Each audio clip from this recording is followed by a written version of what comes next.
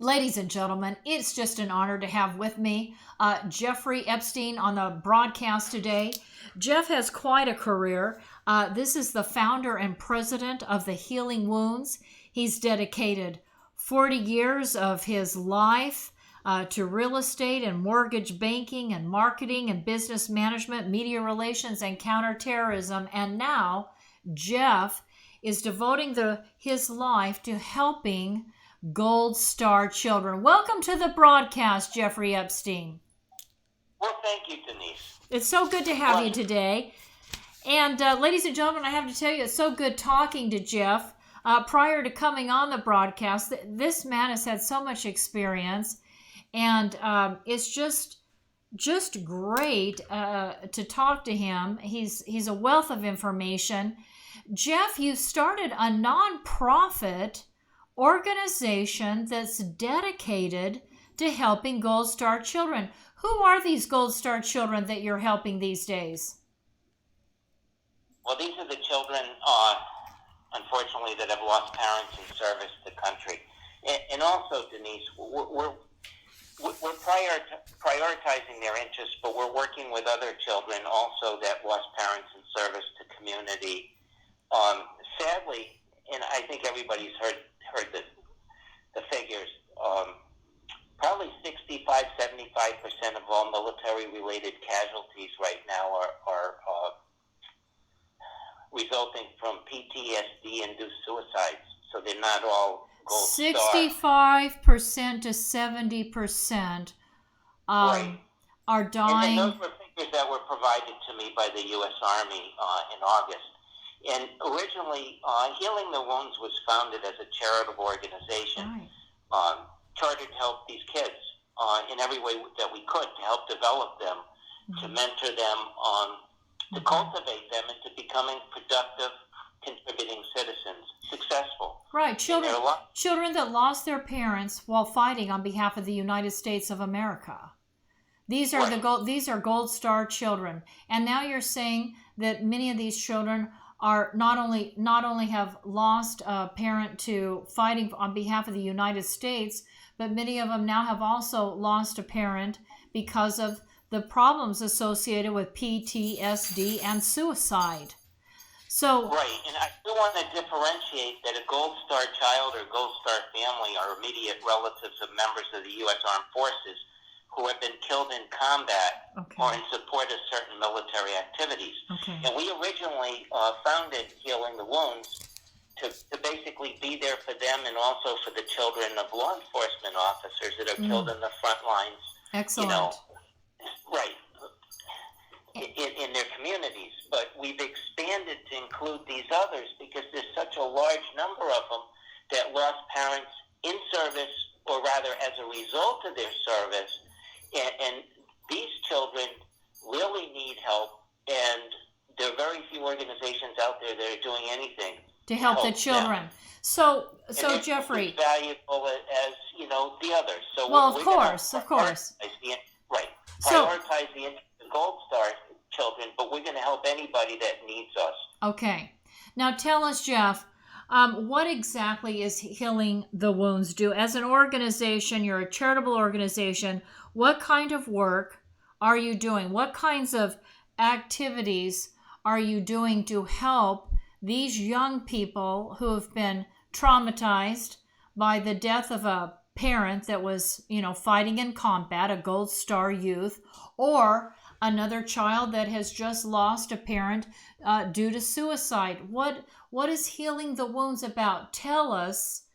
We understand the mission. It's to reach out and meet the needs of these young people, but how are you going about it? What do you do, Jeff, as the founder of Healing the Wounds? Much of society, as you know, is laser focused on what's wrong. The organization we created is solutions-based, and it's to focus on what's possible, and really to equip these teenagers with the skills and attitudes, habits, behaviors that will ensure their future success, once again, as responsible citizens. Our program begins with a wilderness experience, and the purpose of that is to get them out of their current environment. Sure. And kind of expose them to things that they've never seen before. And then we intend to support them year-round with a 24/7 call-in center that's 365 days a year, regional gatherings, educational initiatives, an internship program through which they could secure marketable job-related skills. Okay. And our online educational, personal development programs, they're going to be made available to any interested child, regardless of family, military, and law enforcement status. Okay. So that it should provide Healing the Wounds with the opportunity to impact millions of kids across the country, kids that really need that kind of focus, and they're not getting the support that they need. Well, let's talk specifically about what you have done already, and what you are planning to do, or what you're doing right now. So, as again, you're a charitable organization, and I want us all to support you. Tell us what you did this last summer. There was a pilot called a Pilot Week. It was with a Green Beret. I believe his name is Captain Michael Hawk. Is that correct? Yes, but I'm sorry, Michael wasn't there, but he supported the Pilot Week, and he supported, we produced a short film that highlighted or captivated really captured the highlights of that Pilot Week. But we need to know what the pilot, tell us what the Pilot Week was. What did you do? I mean, how did you help these young people? Well, the event was held in the Northeast, Connecticut, Massachusetts, and Rhode Island, and we did our best to simulate the educational and physical activities that they would experience in Alaska. It was quite the week because it was physically exhausting. We kept them busy. They learned a lot. It started off with a whale watching adventure off the coast of Massachusetts. From there, I had them up in the trees, Denise, for 3.5 hours one day in an aerial obstacle course, and that was to help them build basically teamwork.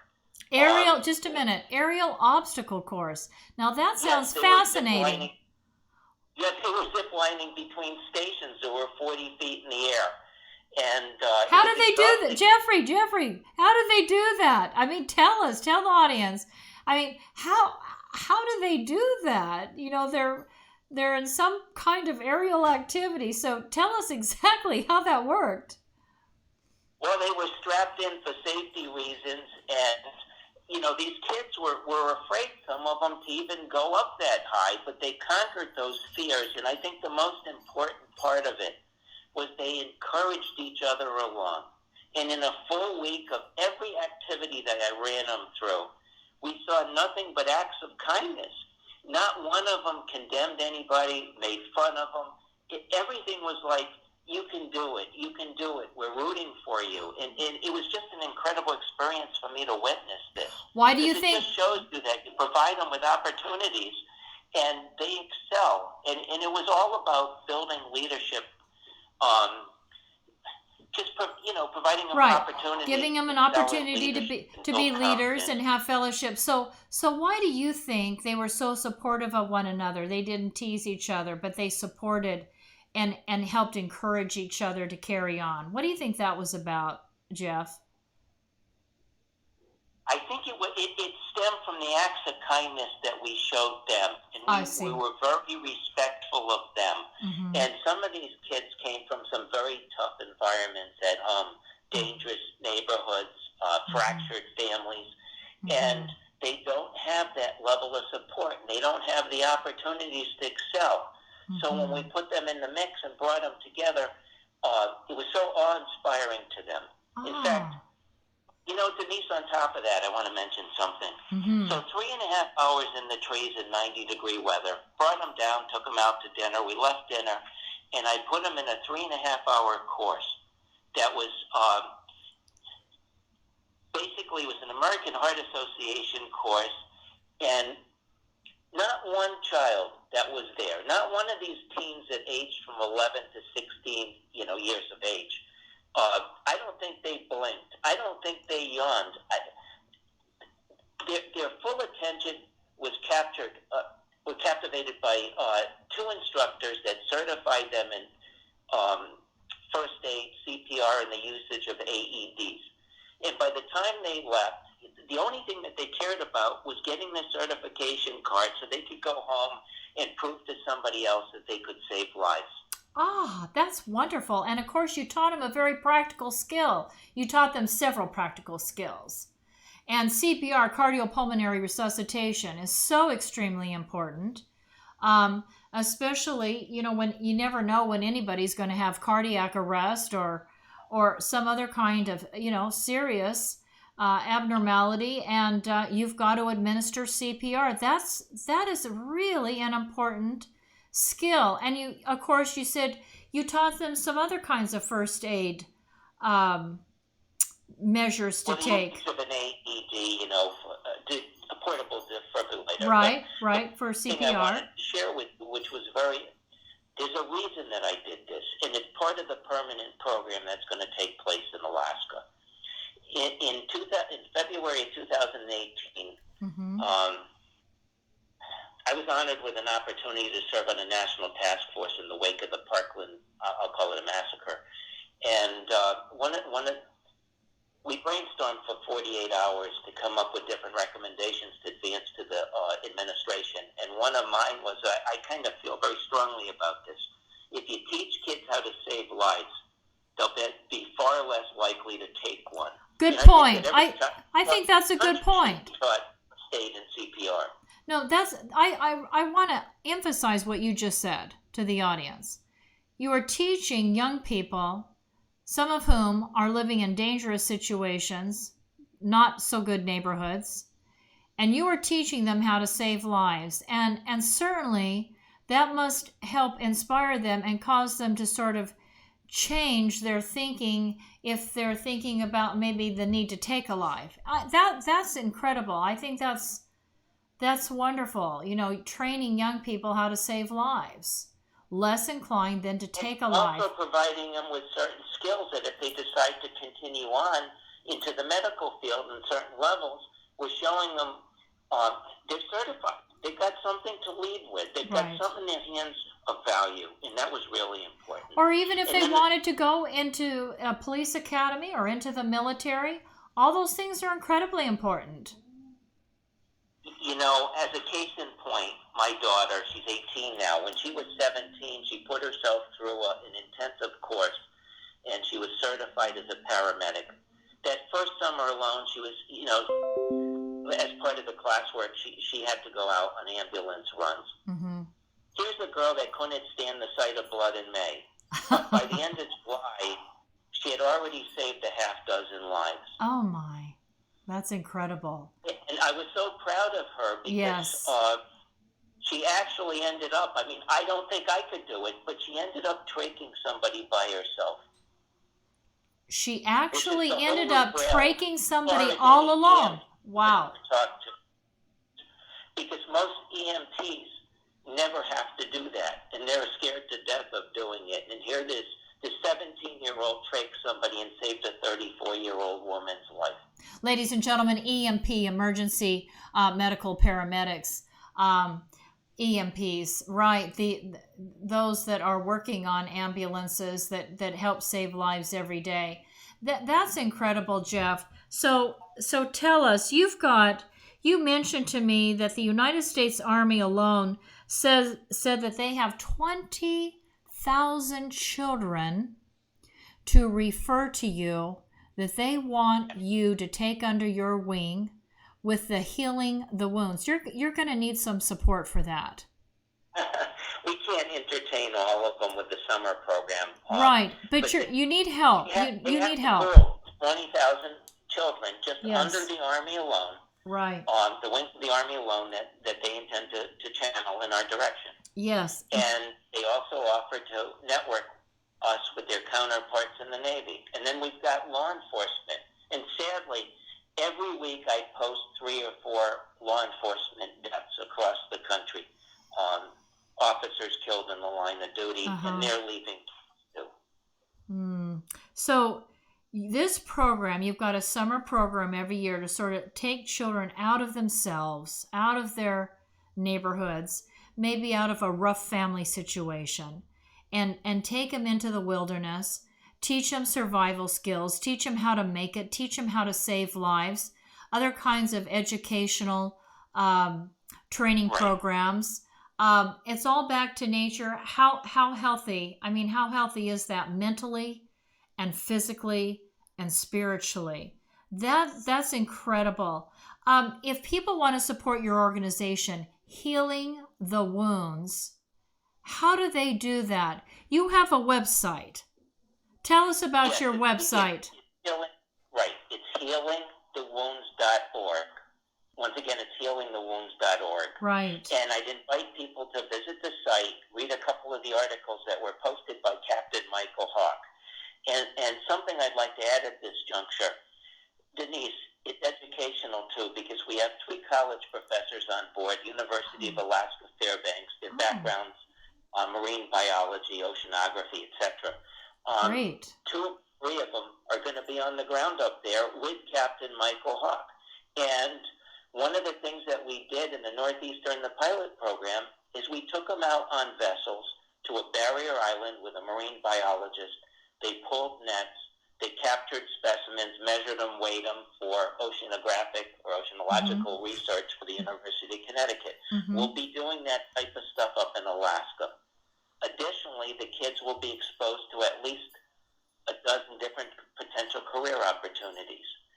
So by the time we're done, we're going to support them, and we're going to help develop so that they're successful someday, so they're contributing to society, and their eyes are going to be wide open as to what's available to them. Reaching out to them and giving them hope for a future. It's fabulous. These children represent the future of our country. That's right. And, everybody sits back and says, well, if you look at the school system today, the kids are being indoctrinated. Yes. We don't want to indoctrinate anybody. No. We just want to open their eyes to opportunities that are available to them so they can develop, self-develop. In a healthy way. In a healthy way. That involves a lot of kinetic energy. That involves a lot of kinetic energy and movement. And right. yeah. And I don't think anybody has put it any better than what's posted in a couple articles on our site by Captain Michael Hawk. And Michael Former Green is a Beret. Green Beret retired. Right. He travels the world helping children, and he volunteered once again to be on the ground. Michael had shows on the Discovery Channel, on the History Channel. One of them on the Discovery Channel was Man, Woman, Wild. It was, a survival show. But in the spring of 2018, he was featured on the History Channel in a mini-series documentary that was produced by Leonardo DiCaprio called Frontiersmen, The Men Who Built America. He's been out there for a while. He's very well known, and he's passionately supportive of this initiative. Excellent. That's wonderful. Ladies and gentlemen, healingthewounds.org, healingthewounds.org. Check out Jeffrey's website. This is a man that's now dedicating himself to helping not just Gold Star children who have lost a parent on the battlefield, but also children of other service members, people that are involved in our sheriff's departments and police departments across our country, and just young people in general that just need hope, a change of venue, an opportunity during those summer months to get out and be in the wilderness and be with men that are showing them new opportunities for all kinds of career paths and objectives. Jeffrey, final words. Yes, I just want to share a story about a young man that was in the program, the pilot program. All right. He changed his forever. He comes from a very tough... He lost his dad. He's Gold Star. He lost his father in Afghanistan at the age of 3 months. And his grandmother adopted him. They live in a horrible neighborhood. He's never had a friend over. He can't even risk going outside without fear of being shot. It's that bad. Well, he was very, very much out of his element, Denise, and he joined us. The other kids embraced him, and I've been on the phone with his grandmother who adopted him at the age of 3 months. We talk almost weekly. It changed his life. He went home. He started making his bed, cleaning his room without being asked. He was a heavy-set boy, and he was a little clumsy. He'd kill me for saying that, but it's the truth. Anyway, within a week after this pilot program, he joined the gym. And by November, he was out of the gym and playing on his high school basketball team. Excellent. That's the kind of success that I witnessed. And this boy's brother is not salvageable, unfortunately. He's incarcerated, gangbanger, drug addict, drug dealer, the works. And he doesn't want to be like him. He wants to succeed in life. Right. And he's begging me. All the kids that participated in the pilot week have begged me to allow them to come back. Permanent programs. Yes. And to mentor other kids. Yes, absolutely. This is fabulous. But I would, you know what? I would encourage everybody in your listening audience to visit the site. It's healingthewounds.org. There's a phone number there. You can call me. I will answer the phone. If I don't answer immediately, I'll call you back. Right. We need support now. You do. You need. It costs money to do these things. It absolutely does, and you need support. And I want these Gold Star children and other youth that have suffered great loss. I want them to get the help. And your organization, Healing the Wounds, can help them. And you've got military and non-military people, as you say, professors, educators, that'll be there to help them and give them hope for a brighter future. And that's really important. We need to encourage the youth. And that's what it's doing. Yes. Right. Yes. Jeffrey Epstein, thank you so much for your time. Thank you for all you're doing through your charitable organization, Healing the Wounds. God bless you, sir. Thank you. Denise, thank you for the opportunity, and I just want to thank everybody for listening in, and have a wonderful evening. Thank you. You too, sir. Good night. Ladies and gentlemen, today is also the 75th anniversary of the Battle of Iwo Jima. Men exercised on uncommon valor for a common virtue. I'm quoting the words of Admiral Chester Nimitz. And I think about those men who fought and died. Their children were Gold Star children. And I don't know that they got the help and the encouragement and the support they needed. But we've had a lot of men lose their lives in Afghanistan and in Iraq and fighting Islamic terrorism around the globe. Let's help these children. Let's help these young people. Let's give them a vision for their future that will help carry them through the hard times. Because only that hope for a future vision that gives them the opportunity to succeed and have success, only that will really carry them through these hard times that they're experiencing in their youth. So I ask you to pray for Jeffrey Epstein and his organization, Healing the Wounds. The President of the United States is landing in our fair city today. I ask that you pray for the President of the United States, who has brought such comfort and hope to so many millions of Americans by providing over 7 million, working to help provide over 7 million jobs, deregulating all kinds of businesses across America, so that millions of Americans, men and women, black, white, brown, and yellow, can have a job in America. Pray for the President. Pray for his safety. I wish I could be there. He's going to be landing soon, any minute. And I hope he has a wonderful time. I just hope one day I can personally meet him, and thank him for all he's doing on behalf of the American people. Ladies and gentlemen, let me talk to you about an individual that is a man of integrity that's involved in business right here in the city of Bakersfield in the county of Kern County, Carson Blacklock. If you need a real estate agent, you need to call him. His number is 661-203-3544. I want you to tell Carson that you heard all about his fabulous skills as a real estate agent, because he'll work for you to do his very best to get you exactly what you want at the price you want. So tell Carson you heard all about his work as a real estate agent on the Denise Gary Show. His number again is 203-3544 at Miramar International. Thank you, ladies and gentlemen. Let's go to Frugati's.